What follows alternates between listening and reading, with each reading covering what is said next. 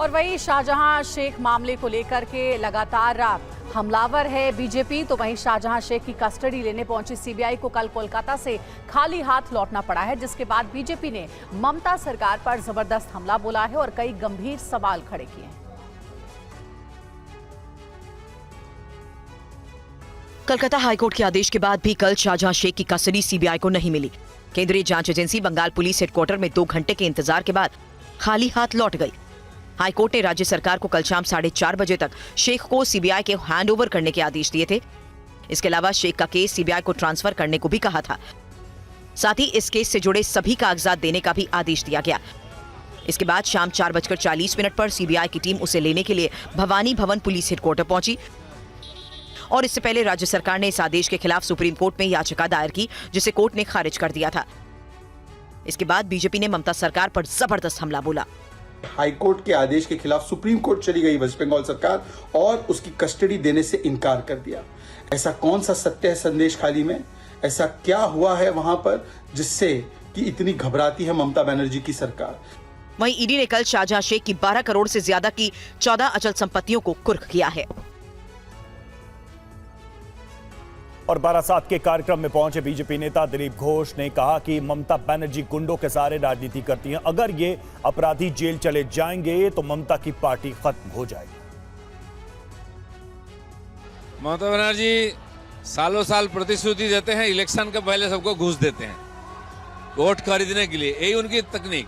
फिर 2 महीने के बाद बोलेंगे अब पैसा नहीं है, बंद कर देते हैं। तो ये उनकी जो पॉपुलर पॉलिटिक्स है, देश भर में कुछ विरोधी दल ऐसे ही कर रहे हैं, लेकिन जनता इतना परेशान है, ना सुरक्षा है, ना नौकरी चाकरी है, ना स्वास्थ्य है, ना शिक्षा की व्यवस्था है, महिलाओं की ना सुरक्षा है, इससे परेशान है लोग। यहाँ से निजात पाना चाहते हैं। चाहे ममता बनर्जी कुछ भी कर ले, लोग भूलने वाले नहीं है।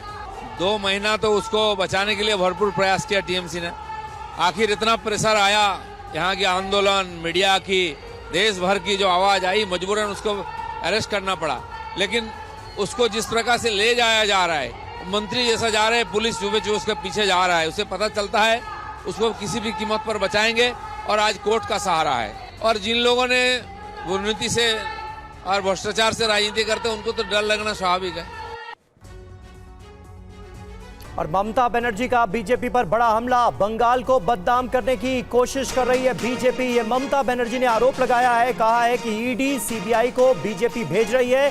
हम बीजेपी का चुनाव नहीं, निष्पक्ष चुनाव चाहते हैं।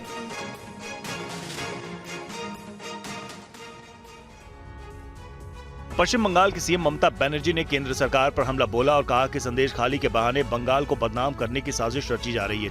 गणतंत्र गणतंत्रेर मध्य दिए प्रतिध्वनित होक, जोर करे ईडी पाठिए सीबीआई पाठिए बदनाम करे टाका बंद करे दिए जा इচ্ছে তাই করে रेल बंद করে দিয়ে কানেকশন কেটে দিয়ে সেন্ট্রাল গভর্নমেন্ট অফিসারদের একতরফা তাদের উপর প্রেসার ক্রিয়েট করে আর যেভাবে সব চলছে, আমরা চাই ইম্পার্শিয়াল ইলেকশন। আমরা বিজেপি ইলেকশন চাই না, আমরা ইম্পার্শিয়াल इलेक्शन चाहिए। टीएमसी नेता सौगत राय ने कहा कि बंगाल में बीजेपी की जमीन खिसक चुकी है, लिहाजा ये सियासत हो रही है। नहीं, प्रधानमंत्री जानते हैं कि यहाँ उनको प्रभाव उतना नहीं है, बीजेपी को यह ज्यादा सीट नहीं मिलता है, तो पूरा दम लगा के पश्चिम बंगाल के पीछे पड़े हैं। ये दुख की बात है, शर्म को भी, कि एक प्रधानमंत्री को एक हफ्ता में 3 बार चुनावी प्रचार में आना पड़ता है।